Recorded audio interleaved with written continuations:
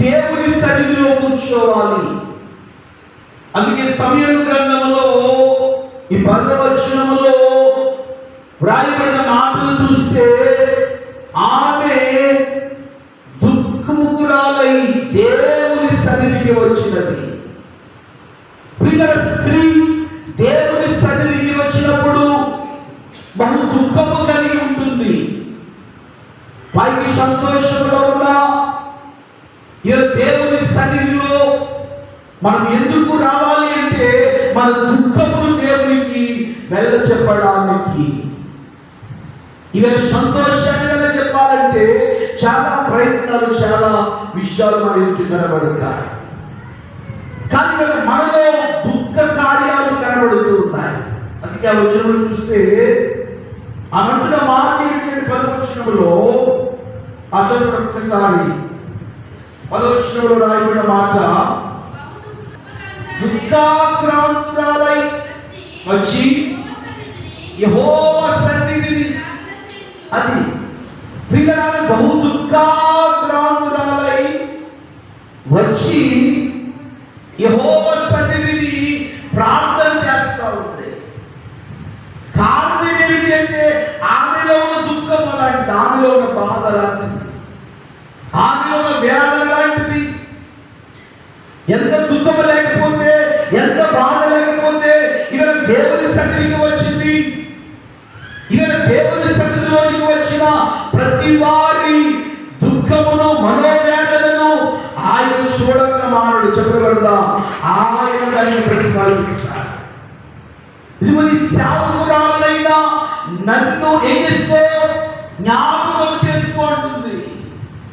అంటే దేవుని బిడ్డలకే, దేవుని కార్యాలకే వారు దేవునికి మృక్కుకోక మానరు.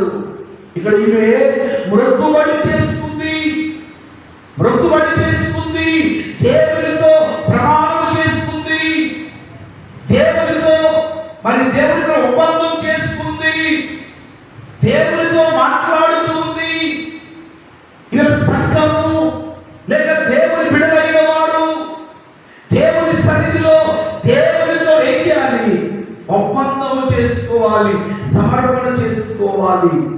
ప్రభువా నీ పని చేస్తాను, ఇదిగో నా కార్యం చేయి, నేను సాక్షిగా ఉంటాను, నన్ను దీవించు, ఇదిగో నీ పని చేస్తాను, నన్ను కాపాడు. ఇప్పుడు ఆ స్త్రీ చేయించిన పనిదే. సంఘములను దేవుని ఉన్న సహవాసం అదే, నీకు దేవుని ఉన్న సాక్ష్యం అదే. అందుకే మరొక విషయాన్ని చూసినట్లయితే యోహాను సువార్త 4వ అధ్యాయము 7వ వచనంలో చూస్తే అక్కడ ఒక విషయాన్ని గమనించగలం.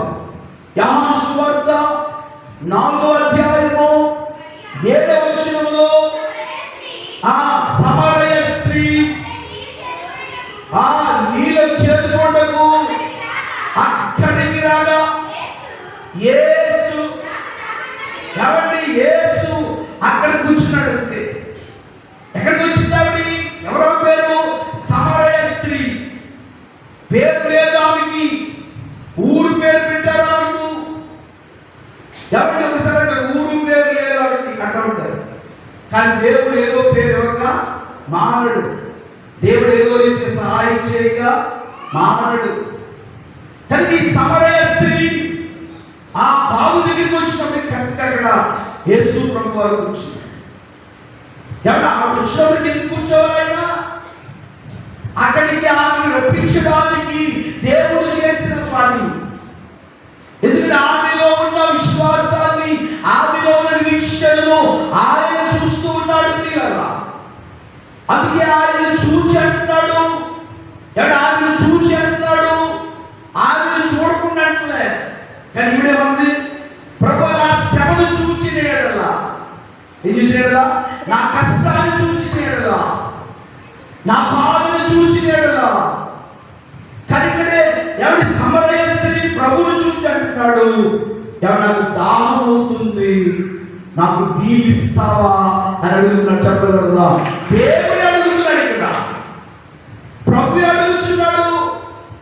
ఇవాళ ప్రభువుకే నీవు సహవాసము కలిగి ఉంటే, ఇవాళ సంఘము నిత్యము దేవునితో అడుగుతాడు నువ్వేం చేయాలో. నీవు అడగటం కాదు, నాకు ఇది చేయి ప్రభువా, నాకు అది చేయి ప్రభువా అని నీవు అడగటం కాదు, దేవుడే నిన్ను అడుగుతాడు. కారణం తెలుసా? ఎక్కడ కూర్చున్నాడు ఆయన? బావి దగ్గర కూర్చున్నాడు. బావి ఎవరో తెలుసా? యాకోబు బావి. చెప్పకూడదా? యాకోబు అంటే ఎవరు తెలుసా? కాబట్టి రాత్రంతా ఆయన సన్నిధిలో కూర్చున్నాడు. యాకోబు దేవుడితో